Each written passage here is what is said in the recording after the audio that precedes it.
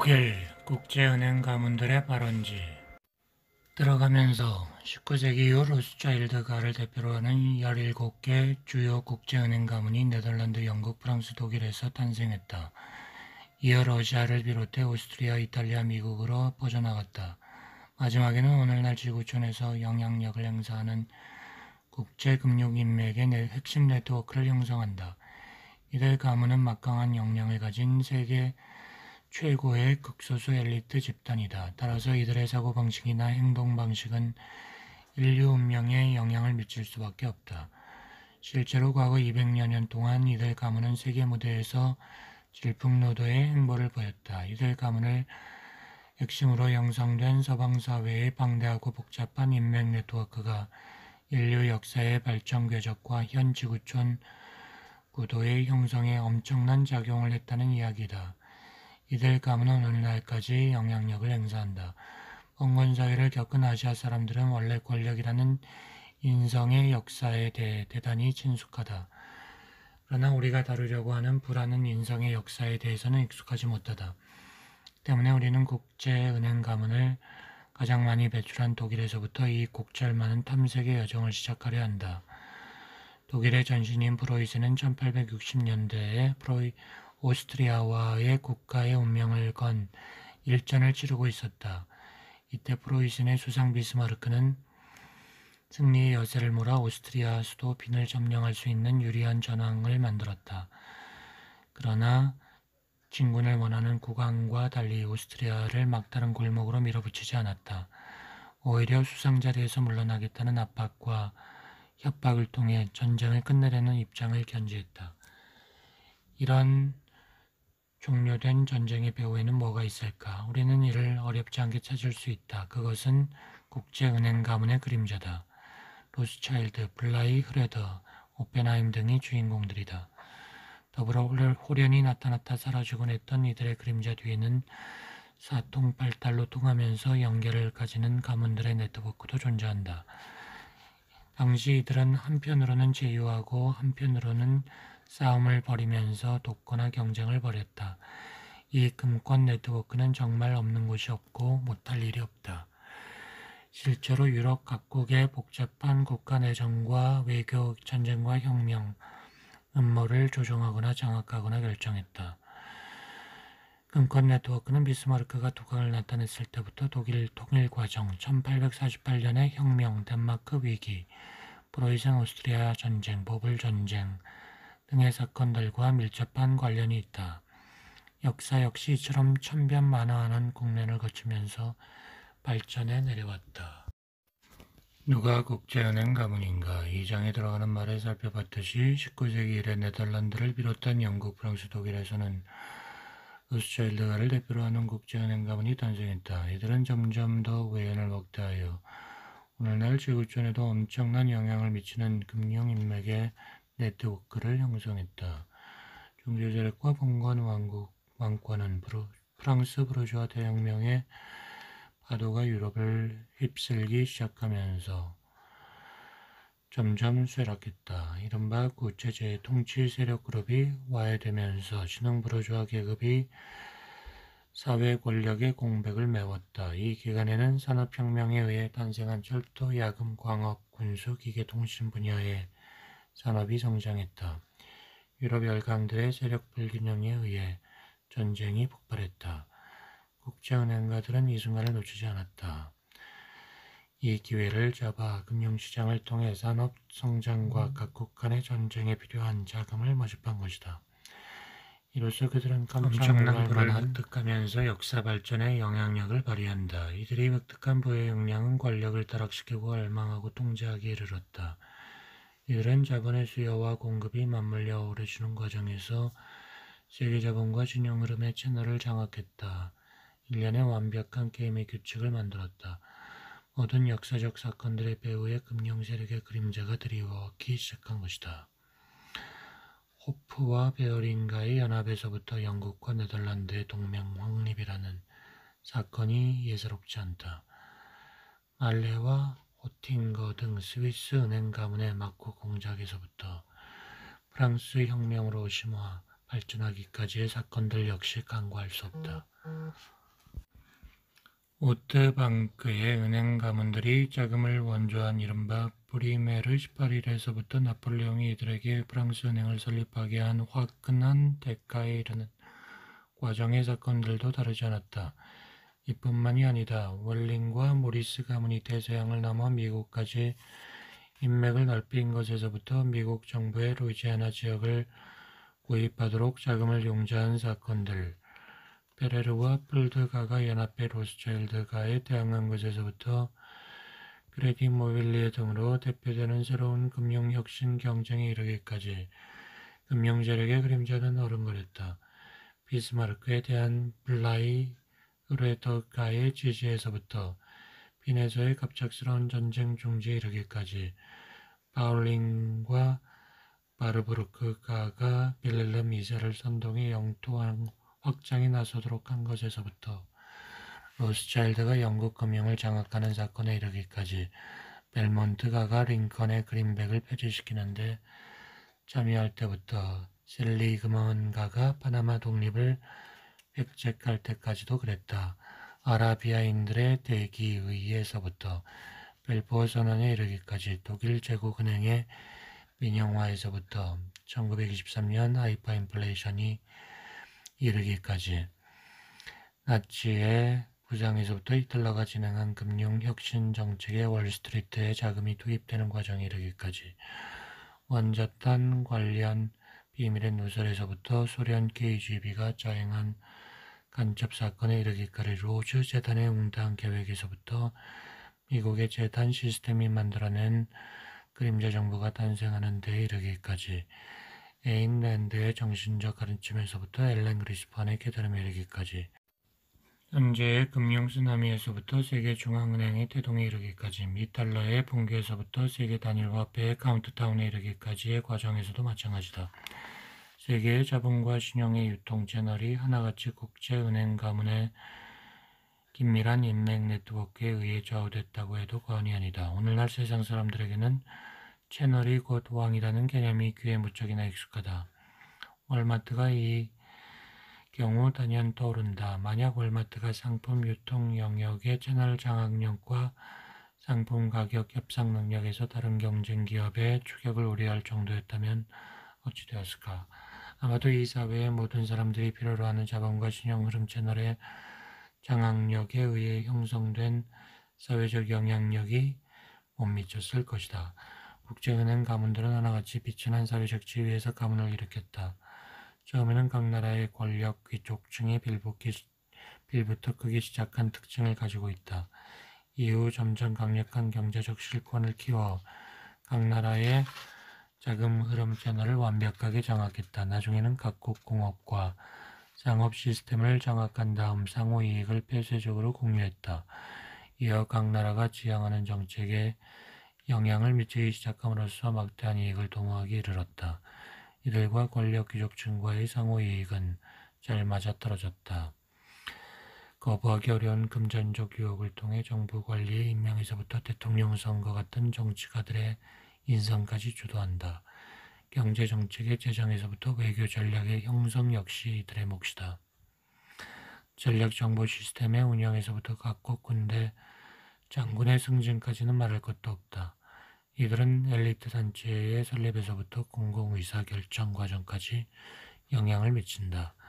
미디어 경영을 통한 자율적 출판 사업에서부터 사회를 좌우할 정보 공급까지 교육과 문화의 취사에서부터 사상과 의식의 형성에 이르기까지 이를 주도했다. 금권은 200여 년에 걸친 진화를 통해 점진적으로 싹을 틔우면서 강대해진다. 이 기간 동안 금권은 영향을 끼치는 존재에서 모든 것을 농단하는 존재가 된다. 무대 앞에서 활약하다 막구에서 모든 것을 좌우하는 역사적 전환 과정 역시 거쳤다. 보이지 않는 것 같아도 존재하는 서방 사회의 지배적 역량이 되었다. 이들은 심지어 입법, 행정, 사법 위에 군림하기도 했다. 완벽하게 금권 독재로 탈바꿈한 것이다. 이제 역량을 발휘한 국제은행 가문을 일별해보자. 첫 번째로 꼽아야 할 가문은 로스차일드이다. 이어 독일의 철혈 재상 비스마르크의 신복이자 베를린 은행가인 블라이 흐레더가 꼽힌다.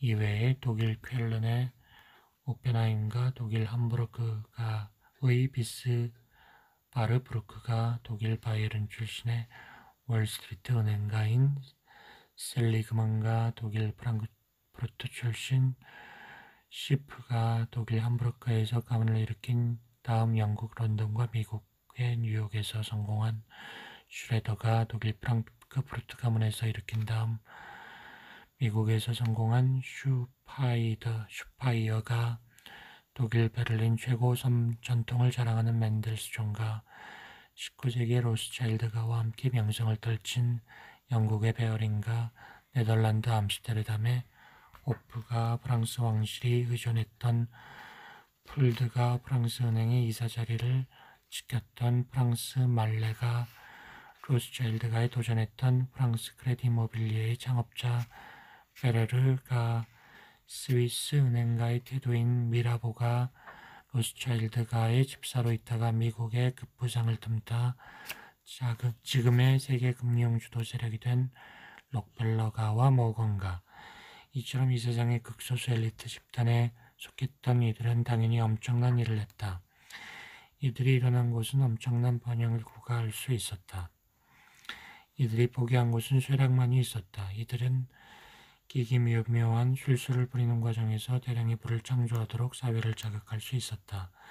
그에 못지않은 농간으로 거액의 금전을 획득했다.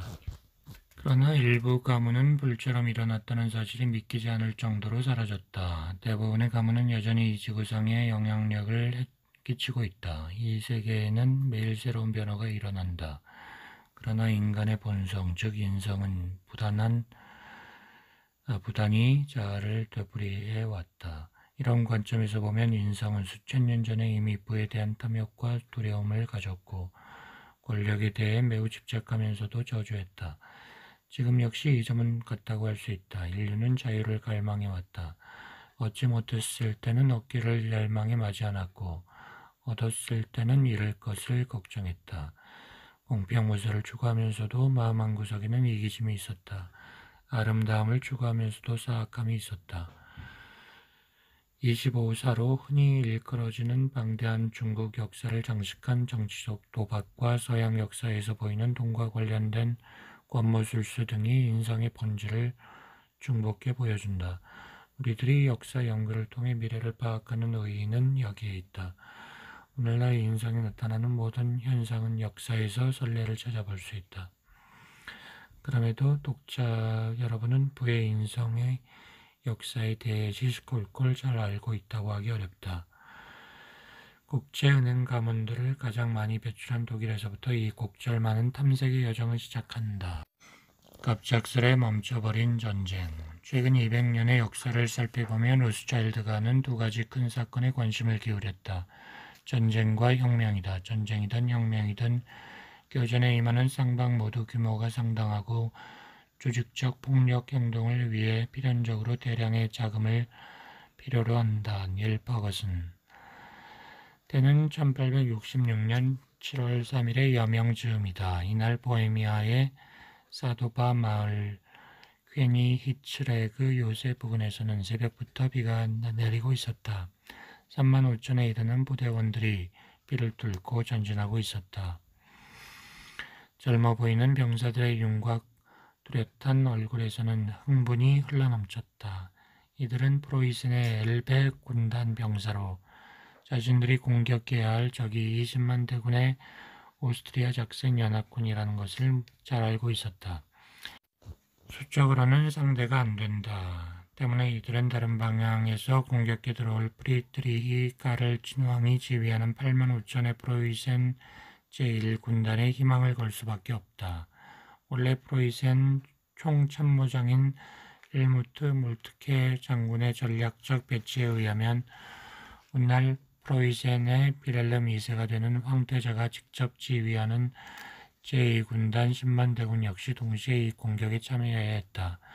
그러나 이 부대의 주둔지가 전보로 연락이 가능한 범위 밖에 있었던 탓에 제때 명령을 받아 병력을 움직일 수 없었다. 그럼에도 엘베 군단은 서둘렀다. 이로 인해 이들은 자신들의 공격선을 넓히지 못했다. 이들의 화력은 제1군단의 공격 루트를 뛰어넘어 국면이 혼란에 빠졌다. 이들은 오스트리아 대군의 반격을 받아 타격을 입었다. 아침 11시가 돼서는 공격이 저지당해 예비대까지 투입해 적의 정면 공격을 막아내야 했다.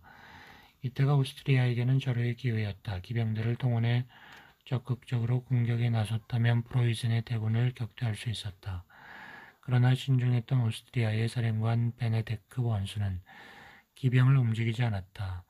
이로써 쌍방은 혼란한 전장에서 상당 기간 대치를 계속했다. 전체적인 전황은 프로이센 군대에게 불리했다. 패배는 결정적이었다. 바로 이 절체절명의 순간 몰트케와 함께 전선을 누볐던 수상 오토 폰 비스마르크는 갑자기 뭔가를 발견한다. 전장의 동쪽 몇 킬로 밖에서 나무 모양의 물체들이 이동하는 것이었다. 몰트케는 그것을 살펴본 다음에 직접 군대를 독려하기 위해 전선으로 달려온 바로 옆에 빌레름 1세에게 말했다. 폐하 우리는 이 전투에서 이길 뿐 아니라 전체 전쟁에서도 이기게 됐습니다. 그가 말한 데는 이유가 있었다. 비스마르크가 목격한 나무처럼 움직이는 물체들이 바로 프로이센 제2군단의 병사들이었기 때문이다. 한참이나 떨어져 있던 이 군단이 어떻게 갑자기 모습을 나타내게 되었을까? 빌렐름 1세의 행동에 답이 있다. 엘베 군단과 제1군단이 오스트리아 군대에게 고전하자 지체하지 않고 전령을 불러 30km를 내달려 자신의 명령을 황태자에게 전달하도록 한 것이다. 제2군단은 이 명령에 따라 북쪽으로 병력을 이동했다. 오후 2시 30분 제2군단은 오스트리아 군대의 북쪽 방어선을 향해 공격을 개시했다. 오스트리아 군대의 방어선은 무너졌다. 승리를 목전에 뒀던 베네데크는 방법이 없었다. 오후 3시에 병사들에게 전 방어선에서 철수하라고 명령 내렸다. 그러나 프로이센 군대의 공세는 맹렬했다. 오스트리아 제1군단 역시 이에 기병을 내세워 반격을 가했다. 그래야 포병 부대와 인근 부대의 철수를 지원할 수 있었다. 당연히 오스트리아 제1군단의 피해는 엄청났다. 20분 만에 1만 명의 병사가 전사했다. 그러나 이 반격으로 오스트리아 군대는 충분한 시간을 벌었다. 18만 명에 이르는 병력이 포위를 뚫고 철수하게 되었다. 프로이센 군대는 위태로운 국면을 맞이하기도 했던 사도바 전투를 승리로 이끌었다. 11호 프로이센 군대는 여세를 몰아 오스트리아 수도 빈까지 압박해 들어갔다. 빈에서 6km 떨어진 브루츠라프 요새 역시 공격해 점령했다. 빈을 함락시키고 오스트리아를 정복하는 것은 시간 문제였다. 이때 그야말로 이상한 일이 일어났다. 국왕 빌헬름 1세와 비스마르크 총참모장 몰트케 장군 등이 뜯어말리기 어려울 만큼 격렬한 싸움을 벌이기 시작한 것이다. 빌헬름 1세의 생각은 간단했다. 공략해야 한다는 것이다. 군인의 지각을 가졌던 몰트케 장군도 비슷했다. 천재의도의 기회를 잡아 고립무원이 된 빈을 함락시켜야 한다는 것이다. 그러나 비스마르크는 달랐다. 오히려 숙성된 포도주에 물을 부어 중화시키려는 노력을 기울일 생각을 하고 있었다. 그는 이때 빌렐름 1세에게 빈에 대한 공격을 포기할 것을 요구했다. 그의 생각은 군사적으로 우위에 있는 상황을 이용해 오스트리아와 정전 조약을 체결하는 것을 생각했다. 그로서는 오스트리아를 독일 연방의 일원에서 배제시키기만 하면 대성공이라 생각한 것이다. 빌헬름 1세는 계속 양보할 생각을 하지 않고 공격해야 한다고 고집부렸다. 다급해진 비스마르크는 승부수를 띄웠다. 마치 미리 준비하기라도 한 듯 뜨거운 눈물을 흘리면서 사표를 내겠다고 한 것이다. 4층에 뛰어내려 자살하겠다고 위협을 가하는 것도 있지 않았다. 논쟁은 밤까지 이어졌다. 결과는 비스마르크의 승리였다. 빌헬름 1세는 고통스러운 어조로 공격을 포기한다고 선언했다. 국가문서관에 보관되어 있는 당시의 기록도 빌헬름 1세가 어쩔 수 없는 상황에서 대국적 견지에 양보를 한 것이라고 하고 있다. 얼마 후 프로이센은 정말 땅 한량도 배상도 요구하지 않는 성하 지명을 오스트리아와 체결했다. 이로써 오스트리아는 독일 연방에서 퇴출되는 운명만 감수하면 되었다. 비스마르크는 엄청나게 유리한 전황에도 불구하고 빈을 공격하는 기회를 포기했다. 이 일은 전쟁사의 미스터리다. 왜 그랬을까? 왜 국왕의 뜻을 거슬러가면서 빈을 코앞에 둔 프로이센 군대의 진격을 반대했을까? 대답은 다음과 같다. 우선 유럽 세력의 균형을 위한 전략적 고려와 관계가 있었다. 다른 유럽 국가들이 프로이센이 오스트리아를 철저하게 격파하여 중부 유럽의 강국으로 크는 것을 좌시하지 않았을 것이라는 것이다. 프로이센 군대가 빈을 공격하여 점령할 생각을 버리지 않았다면 열강은 무력 간섭을 통해 프로이센의 독일 연방 통일을 저지했을 거라는 것이다.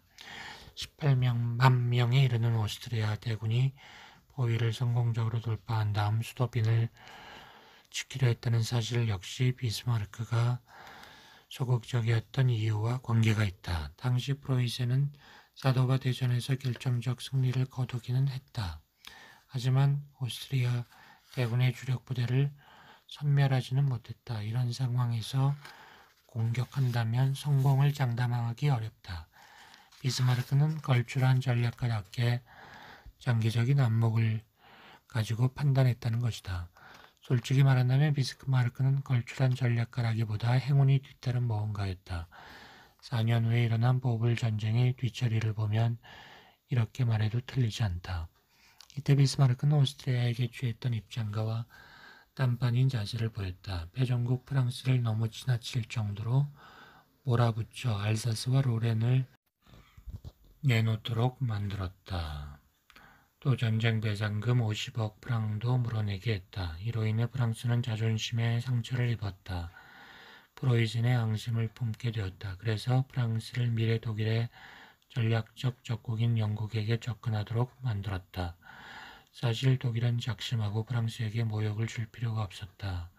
그렇게 하지 않음으로써 프랑스와 영국 사이에 갈등을 이용할 여지를 남겨둘 필요가 있었다. 단기간에 세계적 강대국으로 부상하겠다는 목적을 실현하려 했다면 더욱 그랬어야 했다. 그러나 비스마르크의 단계는 독일에게 강력한 적을 만들었다. 독일의 부상을 어떻게든 막고야 말겠다는 영불 동맹까지 초래했다. 독일이 두 차례에 걸친 세계대전에서 참패한 것은 비스마르크의 멍청한 전략과 관련이 있다. 비스마르크가 빈을 코앞에 두고 갑작스럽게 전쟁을 중지한 배후에는 또 다른 이유가 있다. 오스트리아와의 전쟁이 7주째에 이르렀을 때 그의 자금 동원 능력이 한계에 이르렀다는 것이다. 전쟁과 혁명 뒤에 숨어있는 금융 파워를 이해하지 못하면 진정한 역사의 전모를 밝히지 못한다. 사무엘 블라이 흐레더 로스차일드가의 대리인. 독일은 유럽 동부와 서부의 중간 지점에 자리 잡고 있다. 베를린은 유럽의 지리적 중심이다. 이로 인해 유럽 전역의 상인들은 베를린에 운집한다. 유럽 각국의 화폐들 역시 베를린에서 유통된다. 베를린이 로마 제국 시대부터 화폐 교환 센터가 된 것은 이상하지 않다. 이런 위상은 나폴레옹이 베를린을 점령한 이후 강화되었다. 베를린은 금융시장에서 두각을 나타냈던 블라이 흐레더가를 일으킨 중시조는 사무엘이었다. 주요 사업은 베를린의 현지 정부가 발행한 채권을 매매하면서 차익을 챙기는 것이었다. 정부가 이런 채권을 발행한 목적은 전쟁 중에 남편이나 아들을 잃은 가정을 지원하는 데 있었다. 블레이 흐레더가의 천재이루의 기회가 온 것은 1828년이다. 이 시기에 로스차일드가와 상업적 합작관계를 맺기 시작한 것이다. 당시에 로스차일드가는 유럽 금융 권력의 최정상에 자리 잡고 있었다. 이런 거물 지방과 합작관계로 블라이 흐레더가는 어떤 베를린 은행 가문보다 두각을 나타냈다.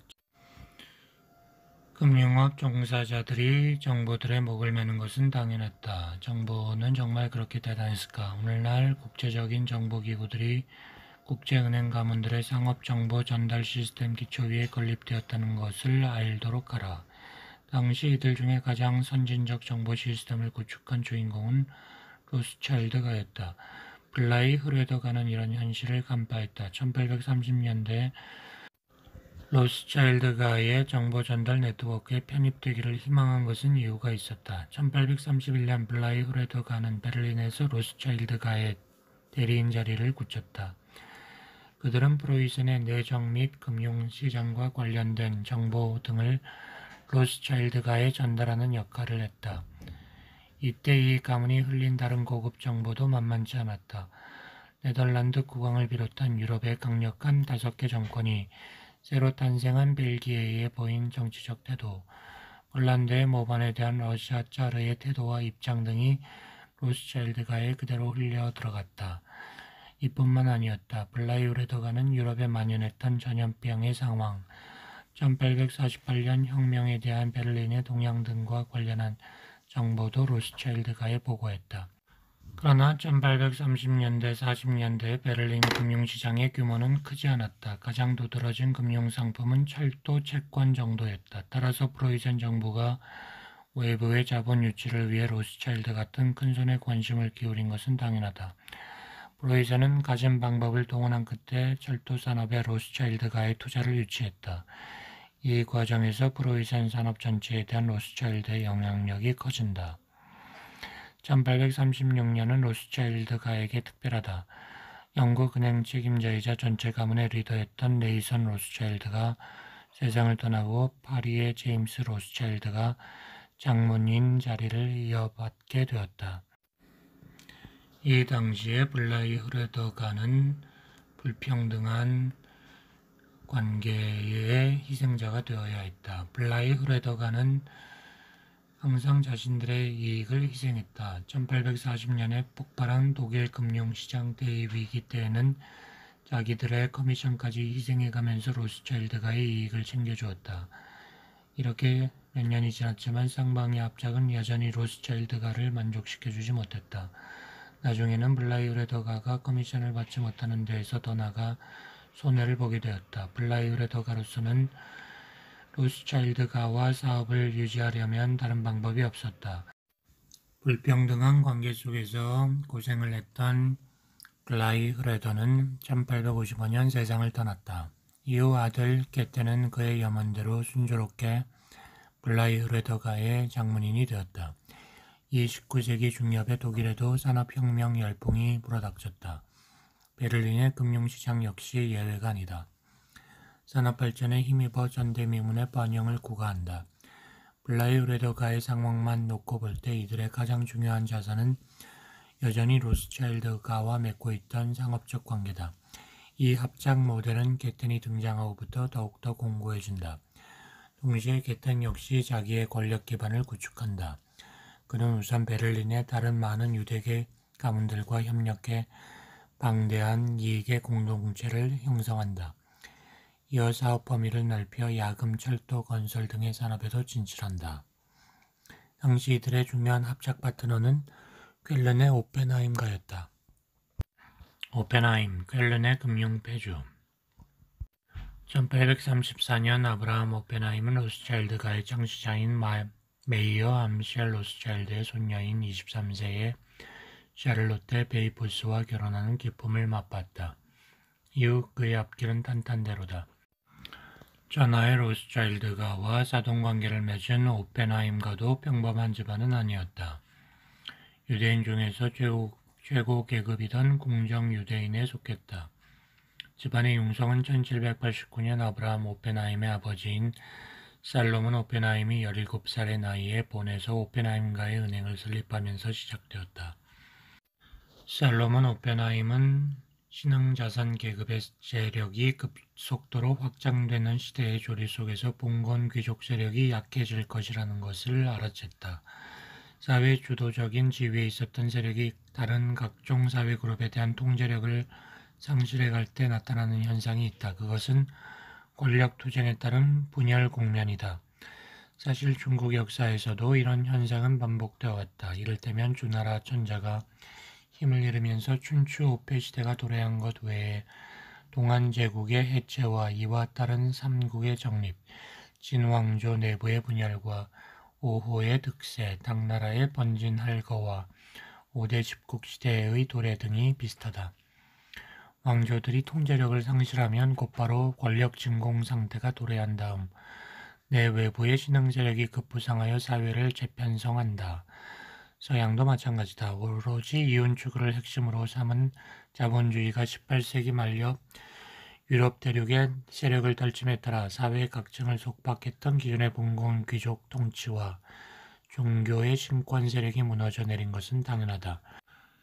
젊고 백이 넘치는 살로몬은 이런 시세를 잘 읽었다. 행동 역시 빨랐다. 전통적 공정대출이나 화폐 교환 사업에서 정부 채권의 인수 및 시장 간 차익 거래 등의 신흥사업 쪽으로 방향을 전환하는 결정은 바로 내려졌다. 이 결정은 성공으로 연결된다. 그의 야심은 끊임이 없었다. 그의 사업 수법은 탐욕스럽고 마지노선이 없었다. 오죽하면 사돈이 되는 로스차일드가에서도 그를 부담스러워했다. 살로몬 오펜하임은 전략적 연맹에 눈을 돌릴 줄도 알았다. 그는 이를 위해 결혼을 통한 인맥 네트워크를 적극적으로 활용하기도 했다. 1813년 그의 노력은 결실을 이루었다. 15에 불과한 자신의 딸을 프랑스 파리의 유명한 유대계 은행 가문인 폴드가의 아들 베네딕트 폴드에게 시집을 보낸 것이다. 두 집안이 공동으로 6만 프랑을 출자해 만든 유명한 폴드 오펜하임 은행은 바로 이 끈끈한 유대의 산물이었다. 1815년 프랑스는 워털루 전투에서 영국군에게 참패하는 수모를 당했다. 이후 열린 파리 강화 회의의 결과는 프랑스에게 더 큰 수모를 안겨주었다. 배당금이 가혹했던 것이다.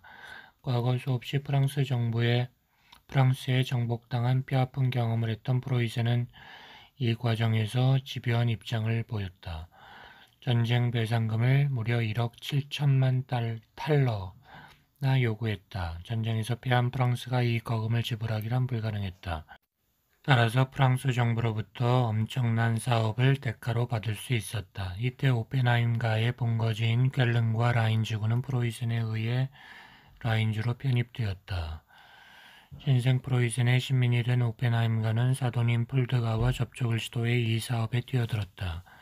1818년 오펜하임가는 사돈 가문과 베를린의 전통적 금융 명가 맨델스존 가까지 끌어들여 5,250만 프랑의 전쟁 배상금을 대리 지불하는 계약을 성사시켰다. 맨델스존 가에 대해서 알아보자. 일단 베를린에서 가장 오래된 유대계 가문 중 하나라는 사실은 설명이 필요 없다. 19세기의 작곡가인 펠릭스 맨델스존이 이 가문의 직계 후손이다. 여기에 그의 할아버지가 독일의 철학자인 모세 맨델스존이다.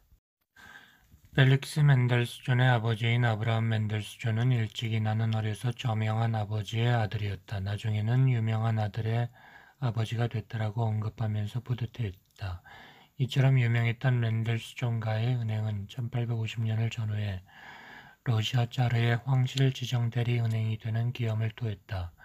이때 이들 가문은 방대한 규모의 러시아 국채를 유럽 시장에서 인수하는 사업을 또 맡았다. 1818년 11월 4일 오펜하임가는 전승국의 배상청산위원회와 오랜 협상 끝에 최종 협의를 이끌어내는 역량을 발휘했다. 내용은 14일 내에 파리에서 5,250만 프랑을 조달해 아엔의 배상청산위원회에 지급한다는 것이다.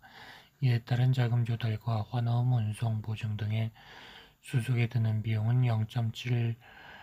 0.75%로 하는 것으로 결정이 났다. 이는 오펜하임가의 40만 프랑에 이르는 수입을 올리게 된다는 것을 의미한다. 당시 프로이센의 전통 가문의 시각에서 볼 때 그 사업은 돈이 남는 장사가 아니었다. 각종 수속비가 많다고 하기 어려웠다. 그들은 무엇보다 그처럼 짧은 시간 내에 엄청난 자금을 조달하는 것이 쉽지 않다고 생각했다. 그러나 오펜하임가는 여러 가지 어려운 상황을 극복하고 40만 프랑을 가볍게 벌어들였다. 낙후하기 이를 데 없었던 프로이센 은행 시스템은 갑자기 나타난 신흥 금융 인맥 네트워크에 놀랐다. 폴드가와의 동맹 결혼 이후 유럽 자본시장에 대한 오펜하임가의 영향력은 하늘을 찌를 듯했다. 이때 로스차일드가는 여전히 유럽 금융시장에서 패주 중의 하나였다. 1826년 오펜하임가와 로스차일드가와의 사업관계는 긴밀해졌다. 살로몬 오펜하임은 거의 매일 로스차일드가와 밀접한 사업 정보를 교환했다. 셀러문 오펜하임은 가문의 사업을 아들인 아브라함 오펜하임에게 물려주고 있었다. 이 과정에서 오펜하임과는 로스차일드가가 추천한 고객을 잃는 실수를 저지르기도 하였다. 그러나 아브라함이 샤를로테 베이프스와 결혼한 1834년을 기점으로 오펜하임은 탄탄대로를 달린다. 아브라함은 이를 위해 결혼식 직후 저삼촌들이 있는 유럽 각 도시를 신혼여행지로 선택하고 인사를 올린다. 아브라함은 신혼여행에서 돌아와 로스차일드가의 5 형제 중 가장 막강한 영국의 네이선 로스차일드에게 편지를 보내 이런 그의 장점을 부각시켰다. 그렇다고 오펜하임가가 로스차일드가에만 목을 맨 것은 아니다. 다른 가문들과도 제휴를 맺었다. 1830년 이래 합작관계를 맺은 한스만가가 대표적이다.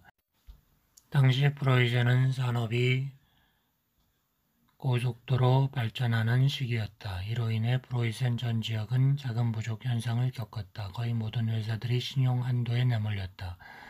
사업에 뛰어난 감각을 지녔던 아브라함은 이 시기를 놓치지 않았다. 산업과 투자를 대상으로 한 신용보험 사업을 추진하기 시작했다. 이 과정에서 처가인 로스차일드가는 힘을 보태었다. 이후 아브라함은 세계 최초의 재보험 회사를 설립하는 계가를 올린다. 1842년에 아브라함 오펜하임은 훗날 독일 통일 과정에서 결정적 역할을 하는 베를린의 유명한 유대계 은행 가문인 블라이 흐레더가와도 상업적 연계를 구축했다. 이후로 오펜하임과의 유럽 내 인맥 네트워크가 완성된다. 적어도 쾰른의 금융계에서는 절대적 지위를 차지하게 된다.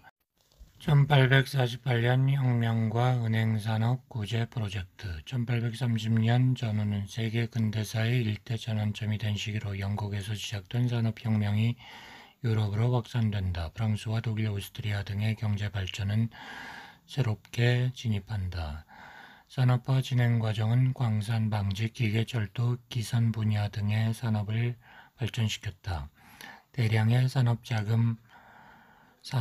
자산 계급의 승자가 생겨났다. 그러나 다른 한편으로는 많은 수의 패자들이 탄생한다. 그들은 바로 토지 상실로 인해 도시로 유입되었던 빈털터리 농민을 비롯해 극도로 열악한 환경에서 일해야 했던 노동자, 실업에 직면한 수공업자 및 도시 빈민 계층들이었다. 산업혁명의 패배자들은 비참한 현실에 대한 원한을 키워갔다. 지난 1000여 년에 걸친 종교 및 사회적 멸시에 대한 유대인들의 저항은 특히 심했다. 강력하고 선동적인 색채가 농후했던 이들은 몇몇 의제에서 의견 일치를 보았다. 완전히 평등한 공민 권력과 폭력혁명에 대한 기대를 갖게 된 것이다. 번영을 향해 치닫는 산업화라는 상징 아래 갑작스러운 폭풍의 도래가 무르익게 되었다. 산업 분야 역시 1840년부터 정체에 빠졌고 철도 건설 분야는 성장 동력을 상실하고 말았다. 산업신용 역시 위축되었다. 이 두 방면의 힘이 위축되면서 결국 1848년 유럽 대부분 지역은 경제 불황의 나락으로 떨어진다. 1815년 나폴레옹 전쟁이 끝난 이후 형성된 안정국면은 경제 위축이라는 거대한 압력에 의해 파열음을 내게 되었다. 유럽 각 지역의 자본시장에 보편적으로 나타난 자금 결핍 현상을 자세하게 관찰한 아브라함 오펜하임은 위기가 도래할 것을 예감했다. 1848년 2월 프랑스 파리의 주식시장이 대폭락하면서 그동안 무르익었던 혁명의 기운이 폭발했다. 2월 26일 프랑스의 풀드가가 오펜하임가에 보내온 소식에 따르면 혁명은 거의 성공했다고 볼 수 있었다. 제2공화국도 순조롭게 출범했다. 그러나 며칠 지나지 않아 전하 새로운 소식이 오펜하임가에 전해진다. 상황이 변했을 뿐 아니라 변수가 생겨나고 있다는 소식이다. 3월에는 프랑스 혁명의 파도가 쾰른에도 충격을 가하기 시작했다. 혁명 세력들이 아브라함 오펜하임에게 자신들의 대표를 맡아 정부와 담판을 짓도록 요구했다. 아브라함은 생각할 것도 없이 거절했다. 쾰른의 상황은 볼드가가 염려한 대로 급속도로 나빠졌다. 무엇보다 부동산 시장이 붕괴했다. 대표적으로 샤우프하우젠 은행이 과도하게 부동산에 투자한 탓에 지불 위기를 겪게 된다. 3월 29일 샤프하우젠은행은 170개의 거래처와 4만 명의 노동자 고객들에 대한 지불 정지를 단행한다. 예상치 못한 조치에 놀란 고객들은 한꺼번에 몰려와 돈을 찾으려 했지만 이미 늦었다. 샤프하우젠은행은 도무지 지불할 방법이 없어 생존 위기에 내몰렸다. 샤프하우젠은 망해서는 절대로 안 되는 이른바 대마불사의 은행이었다. 샤프하우젠이 무너진다면 라인주 전체의 은행 시스템이 붕괴된다. 이 경우 샤프하우젠 은행과 거래 관계에 있던 오펜하임가 역시 안전을 장담하기 어렵다. 특히 오펜하임가가 자금을 댄 꿰른 민덴 철도는 당장 50만 달러의 현금이 필요했고 샤프하우젠 은행 역시 갑작스럽게 닥친 위기를 극복하기 위해 비슷한 금액의 자금이 필요한 상황이었다. 오펜하임가의 철도 사업을 총괄하던 아브라함의 동생 시몬은 당시 상황을 형에게 알린다. 나는 형님의 능력을 믿고 있습니다. 우리를 위해 정부 측으로부터 50만 달러를 융자받을 수 있을 것으로 생각합니다. 그러나 이건 약과였다. 편지를 보낸 3일 후 시몬은 좋지 않은 소식을 아브라함에게 전했다. 아브라함 형님, 오늘 꿰른 민덴 철도는 다시 3천 달러를 낭비했습니다. 다고베르트 쪽 사람들은 내일은 보다 많은 돈을 써야 할 것이라고 말하고 있습니다. 아브라함 역시 몸이 달 대로 단 시몬과 크게 다르지 않았다. 동생의 편지를 받기 전인 4월 1일 직접 베를린으로 달려가 친구인 한스만에게 50만 달러의 정부 신용자금을 샤프하우젠 은행에 제공하도록 요청하였다. 그는 이때 자신들의 부동산과 주식을 담보로 제공했다. 샤프하우젠을 지원하는 것이 자기를 구하는 것이나 다름없었으므로 당연했다. 협상의 결과는 2주 후에 나왔다. 한스만은 사태를 해결하기 위해서는 채권자 측과 은행 간의 타협이 필요하다는 결정을 내렸다. 즉각 베를린 정부에 구제금융 지급을 요구했다. 그러나 베를린 정부는 구제금융을 하지 않겠다는 입장이었다. 아브라함으로서는 배수의 진을 치고 베를린 정부를 협박하는 방법 외에 달리 방법이 없었다. 은행을 구제하는 것은 매우 중요합니다. 절대로 개별 은행의 유동성 문제를 해결하는 것처럼 간단한 게 아닙니다. 프로이센 정부는 즉각 위기협조위원회를 설립하고 샤프하우젠 은행을 살릴 수 있는 방안을 논의한다. 베를린 정부에서는 한스만, 금융계 쪽에서는 아브라함이 나서 이 위원회를 주도했다. 양측은 곧 샤프하우젠 은행을 주식제 형태의 은행으로 전환시키는 합의에 도달한다. 이렇게 해서 프로이센 역사상 최초로 주식제 형태의 은행이 탄생한다. 그러나 이는 사실 자유파와 아브라함이 1830년부터 정부에게 실시하도록 요구한 금융개혁 정책의 일부분이었다. 아브라함은 정부에 대한 압력을 극대화하기 위해 적시의 금융위기를 구제하지 않을 경우 라인주가 프로이센을 탈퇴하는 것은 불가피하다는 사실을 거론하며 협박하는 강경함을 보였다. 은행에 대한 구제는 국가 주권과 관련된 일이라는 사실을 강조한 것이다. 그의 전략은 사회적 혼란을 무슨 수를 써서라도 막으려고 했던 프로이센 정부에게 치명적인 한방을 먹였다. 그와 한스만 등이 견지한 정치 안정의 전제는 금융 안정이라는 전략적 관점은 확실하게 우위를 점하는 결과로 나타났다. 이 모든 것은 아브라함과 한스만 등이 오래전부터 견지해온 전략이다. 그들의 목표는 금융과 정치 영역에서의 위로부터의 혁명이었다. 그들은 꿈에도 그리던 이 목표를 사회 동요와 정치 혼란을 빌려 실현했다. 5월 초 오펜하임가는 프로이센 정부로부터 50만 달러의 구제 금융을 받았다. 프로이센의 금융 시스템은 이때부터 중대한 변화를 맞이하게 된다.